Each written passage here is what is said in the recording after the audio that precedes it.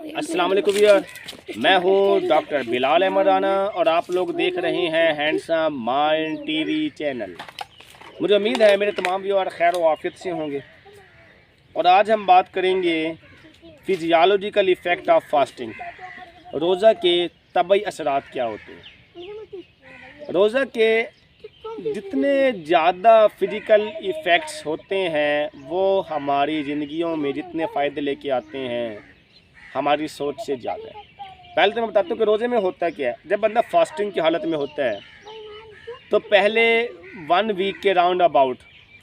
उसका क्या होता है, उसके एक्स्ट्रा फैट्स, उसके सेल्स के अंदर जो एक्स्ट्रा फ्लूइड पड़ा होता है, उसके जो एक्स्ट्रा इजाफी जितना भी उसकी बॉडी के अंदर, उसके सेल्स के अंदर, उसके जिस्मों के अंदर पॉइजन नुमा चीज़ें पड़ी होती हैं, ठीक हो गया। ये सारी की सारी चीज़ें ऑब्ज़र्व होना शुरू होती हैं। और ये ऑब्ज़र्व कब होती हैं कि अगर एक बंदा कम अज़ कम 10 से 12 घंटे कम अज़ कम बग़ैर खाए पिए रहे। अब रोज़े की हालत में तो हमें 12 से मेरे ख्याल आजकल 13-14 घंटे का रोज़ा बनते शायद कम बेश,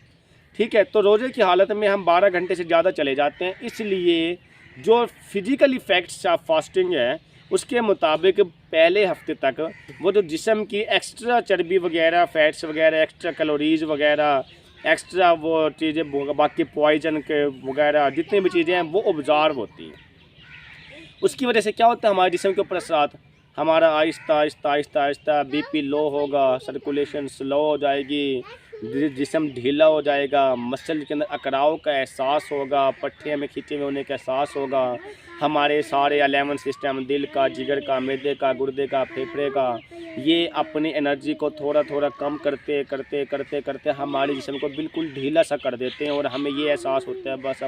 हमारा बीपी लो हो गया है। ग्लाइकोजन सारा का सारा वो ख़त्म होना शुरू हो जाता है। लीवर ज़्यादा मकदार के अंदर जो शक्कर बना रहा होता है वो शक्कर की मकदार को ख़त्म करना शुरू कर देता है। किडनी जो ज़्यादा मकदार के अंदर यूरिन बना रही होती है तो वो यूरिन को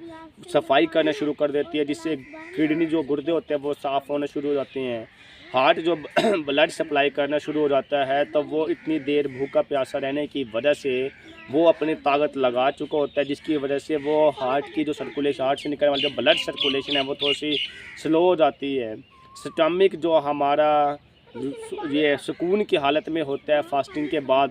तो वो हमारा एक्सेसिव लेवल पे वर्किंग करता है, जिसकी वजह से वो सारी की सारी फालतू चीज़ों को जिस्म से खींच लेता है और हमारा डाइजेशन के निज़ाम को तेज़ कर देता है। और पहले हफ्ते हम अपने हर हवाले से, हम अपने सिस्टमेटिकली हवाले से स्लो होते चले जाते हैं। और फिर तकरीबन दूसरे हफ्ते में क्या होता है, दूसरे हफ्ते में ये होता है कि जब हम आ जाते हैं अपनी सारे के सारे सिस्टम्स को ख़त्म करने की तरफ, बिल्कुल स्लो होने की तरफ, अब हमारा जिस्म एक प्योर सफाई हो गया। जिस तरह से मोटरसाइकिल की ट्यूनिंग के अंदर पहले फ़िल्टर साफ़ करना होता है तो फ़िल्टर साफ़ कर देते हैं, फिर उसके बाद उसको आदि भी बना, फिर उसके बाद उसको नया फ़िल्टर लगाना होता है। अब नया फ़िल्टर लगने का टाइम आ गया दूसरा हफ्ता। अब नया फ़िल्टर लगने से क्या मुराद है कि वो जो सारी चीज़ें जो हमारी स्लो हो गई थी, अब वो स्लो होते होते हर चीज़ को, सारे के सारे फालतू पॉइजन को, गंदगियों को, इन चीज़ों को जिस्म से उसने निकाल दिया। अब दूसरे हफ्ते के अंदर आहिस्ता आहिस्ता रूटीन के लिहाज से हमारे सारे का सिस्टम फिर एक्टिवेट होना शुरू हो जाते हैं। एक्टिवेट होने से क्या मुराद है कि हमारा जो पहले पैरासिम्पैथेटिक नर्वस सिस्टम एक्टिवेट था, अब दोबारा से हमारा सिम्पैथेटिक नर्वस सिस्टम एक्टिवेट हो गया, सारे निज़ाम मामूल के मुताबिक चलना शुरू हो गया। इसलिए हमें, आप लोगों ने अक्सर नोट किया होगा कि 7-8 दिन के बाद, 10 दिन के बाद तो आप लोगों को फील ही नहीं होता कि आपने रोज़ा रखा है, क्योंकि आप लोगों का जो जितने वो गंद होता है वो तो जिस्म से निकल चुका होता है। भूखा प्यासा रहने की वजह से वो इजाफी कैलोरीज वगैरह तो सड़ चुकी होती है, जल चुकी होती हैं, वो डाइजेस्ट हो चुकी होती है सारा कुछ, ठीक है। ग्लाइकोजन वगैरह सारा कुछ जो है लेकिन ख़त्म हो चुका होता है। तो उसकी वजह से अब दूसरे हफ्ते के अंदर अमूमी तौर पे हम रूटीन की तो चलना शुरू कर देते हैं। जो हमारा ब्लड सर्कुलेशन की कैफियत स्लो हुई थी, वो हमारा ब्लड पंप, जो हार्ट से निकलने वाला ब्लड पंप हो रहा होता है, वो नॉर्मल मिकदार के अंदर आना शुरू हो जाता है। और हमारा जो पहले बीपी लो की कैफियत बन रही थी, तो अब वो बीपी लो की कैफियत बनना ख़त्म हो जाती है। इस तरह से नॉर्मल मिकदार के अंदर हमारा जो किडनी यूरिन बना रहा था वो नॉर्मल मिकदार के अंदर बनाना शुरू कर देता है। जो लीवर हमारा शुगर को रिलीज़ कर रहा था वो नॉर्मल मिकदार के अंदर शुगर को बनाना शुरू कर देता है। और इसी तरह से जो हमारा स्टॉमिक जो पहले बहुत ज़्यादा खींच के जिस्म के सारी एनर्जी को लगा रहा था और सारे के सारे एक्स्ट्रा इंटरसेलुलर फ्लूइड को खींच रहा था, सेलों के अंदर के पानी को खींच रहा था, अब वो routine wise Aahista Aahista normal fluid की तरह बनाना शुरू कर देता है। किडनी नॉर्मल मिकदार के अंदर यूरिन बनाना शुरू कर देते हैं। इसी तरह से जो हमारा एड्रेनलिन हार्मोन होता है वो नॉर्मल मिकदार के अंदर हमारे पूरी की पूरी बॉडी की तरफ आना शुरू हो जाता है। पहले हफ्ते के अंदर तो एड्रेनलिन हार्मोन भी हमारे जॉइंट्स में ज़्यादा जमा होना शुरू हो जाता है क्योंकि हमारे फिजियोलॉजिकल इफ़ेक्ट्स ऐसे चले रहे होते हैं। तो दूसरे उसके अंदर अमूमी तौर पे ऐसा होता है कि हमारा हर चीज़ एड्रेनलिन हार्मोन से लेके बाकी सारे के सारे हार्मोनल फंक्शन हमारे बैलेंस होना शुरू हो जाते हैं, जिसके अंदर दिल की, जिगर की, मैदे की, गुर्दे की, फेफड़े की, सांस की, हर चीज़ की रफ्तार रूटीन की तरफ आना शुरू हो जाती है। इस तरह करते करते हमारा दूसरा हफ्ता हो जाता है जब हम रूटीन की तरफ आ जाते हैं। फिर हमारा जो तीसरा हफ्ता अमूमी तौर पे चलता है, वो तीसरे हफ्ते के अंदर अब जब हमारा पुराना सिस्टम ख़त्म हुआ, नया सिस्टम ने काम करना शुरू किया, तो उस नए सिस्टम ने आदि भी तो होना है। आदि होने से क्या मुराद है? मिसाल के तौर पे आपने पहले फ़िल्टर को निकाला, फिर फ़िल्टर को डाला, फिर फ़िल्टर को यूज़ करके आपने एक रूटीन पे भी तो लेके आना है। पहले ट्यूनिंग करने के लिए आपने गंदा मोबाइल निकाला, फिर अच्छा मोबाइल डाला, फिर अच्छा मोबाइल डल गया दूसरे हफ्ते अंदर, फिर उस मोबाइल ने थोड़े से चल के रवानगी भी की तरफ भी तो आना है। तो तीसरा हफ्ता हमारा ऐसे ही है। तीसरा हफ्ता जो कुछ हमारा ये दूसरे हफ्ते के अंदर, दूसरे वीक के अंदर जो कुछ हमारा निज़ाम चल रहा होता है, तो वो इस तरह से तीसरे हफ्ते के अंदर नॉर्मल रूटीन की तरफ आना शुरू कर, वो उसकी तरफ हम आदत की तरफ आना शुरू होते हैं। यानी तीसरे हफ्ते हमारी जो नई पर्सनैलिटी, नई फिजियोलॉजी डेवलप हुई होती है, नए हार्मोनल फंक्शनिंग हमारे बन चुके हुए होते हैं, नए सेल जो हमारे जो है ना नए सिरे से वर्किंग करना शुरू करते हैं, तो तीसरे हफ्ते के अंदर वो हम रूटीन की तरफ जाना शुरू कर देते हैं। और तीसरे हफ्ते के अंदर वो हम अपना चलते चलते वो हम आम रूटीन की तरफ चलते चलते और हम उसके यूज टू होते जाते हैं, हम उसके आदी होते जाते हैं कि हम बिल्कुल फ्रेश हैं। इस तरह से 21-22 दिन लगते हैं। इसीलिए यूरोप का एक साइंटिस्ट है, मैं उसके मेरे माइंड से उसका नाम निकला हुआ, उसने ये एक्सपेरिमेंट किया था कि जी अगर हम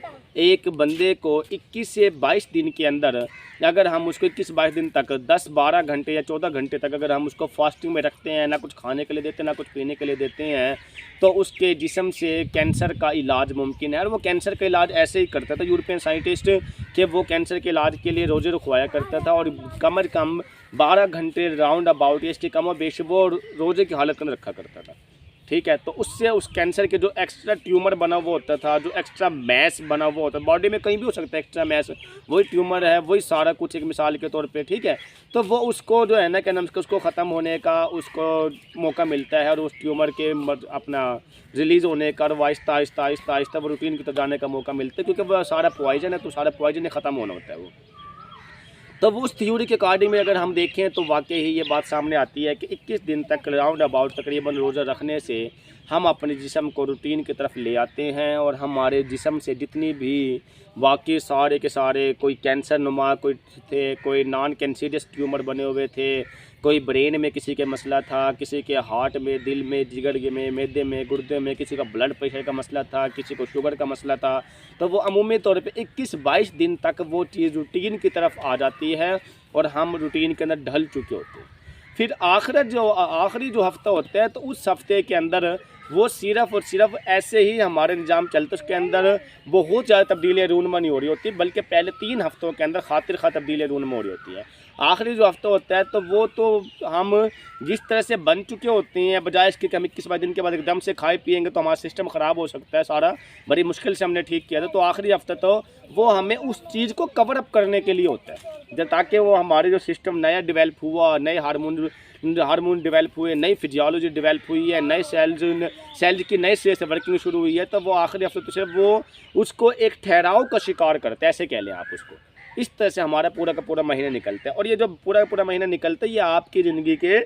1 महीना जो रोज़े रखना है, आपकी ज़िंदगी कम से कम भी 5 से 10 साल तक इम्प्रूव करता है। ज़िंदगी में अल्लाह की ज़ात ने देनी है, अल्लाह कुल्ली नफ्सिन ज़ाइक़तुल मौत, लेकिन अल्लाह रब्बुल की ज़ात ने कितना खूबसूरत निज़ाम बनाया है कि आपकी बॉडी के अंदर ज़्यादा इम्यूनिटी को पैदा करने के लिए आपको रोज़े दिए हैं, ताकि आप फास्टिंग की हालत के अंदर रोज़े ज़्यादा रखें और रोज़े रखने की वजह से रोज़ों को फ़र्ज भी करार दे दें, ताकि आपकी सेहत भी अच्छी रहें, ताकि लोग मजबूर होकर रखेंगे। फ़र्ज है, अभी फ़र्ज को हम छोड़ नहीं सकते, इसीलिए ताकि आपकी ज़िंदगी ज़्यादा हो जाएंगी।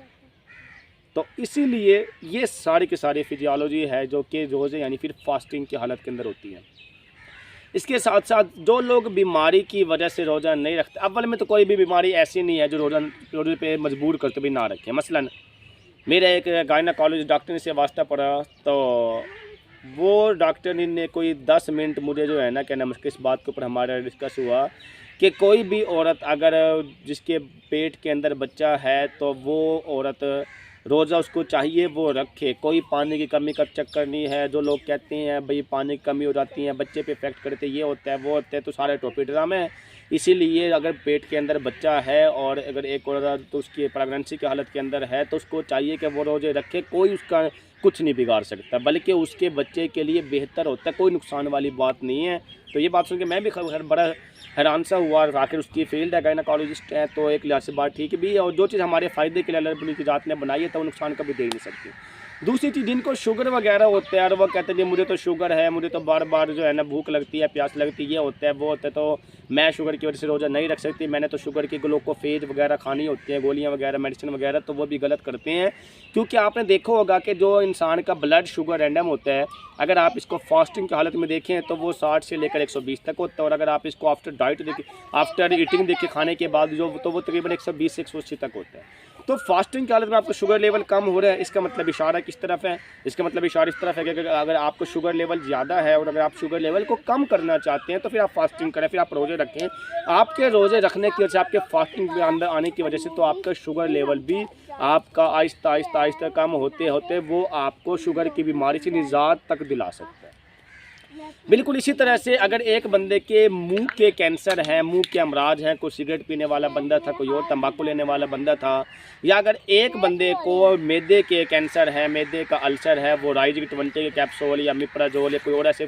फार्मूले यूज़ करता है, दवाइयाँ खाता है और मैदे को हीट और ज़्यादा करती हैं, तो वो मैदे के लिहाज से भी और मुँह के लिहाज से भी ये हर तरह के कैंसर को मारने के लिए है कि अगर वो बंदा फास्टिंग करे, रोज़े रखे, तो वो इस तरह कैंसर को मार सकते हैं। यानी कि हम ऐसे कह सकते हैं कि एक फास्टिंग रोज़ा हमारे 9 तरह के कैंसर को ख़त्म करता है, जिसमें मुंह के कैंसर से लेके मैदे के कैंसर तक हर तरह के अल्सर को ख़त्म करना शामिल है। इसी तरह से जो हमारे 11 सिस्टम की वर्किंग है, दिल, जिगर, मैदा, गुर्दा, फेफड़े, इसमें सारे इंजाम आ जाते हैं, ठीक है। तो इस सारे सिस्टम को ठीक रखने के लिए फास्टिंग वो वाहिद ताकत है जो कि हमारे सिस्टम को सारे को एक्टिवेट कर, पहले उसको खुद को ज़ीरो करती है, प्योर करती है, नथाड़ती है, फिर उसके बाद नए सिरे से डेवलप करती है, फिर वो उस फिजियोलॉजी को आदि बनाती है। तो ये ही 11 के 11 निज़ाम, फास्टिंग एक वाहिद चीज़ है कि हमारे 11 के 11 सिस्टम को हमें मुकम्मल तौर पर ठीक कर देती है। इसके साथ साथ जिस बंदे को मोटापे का मसला है,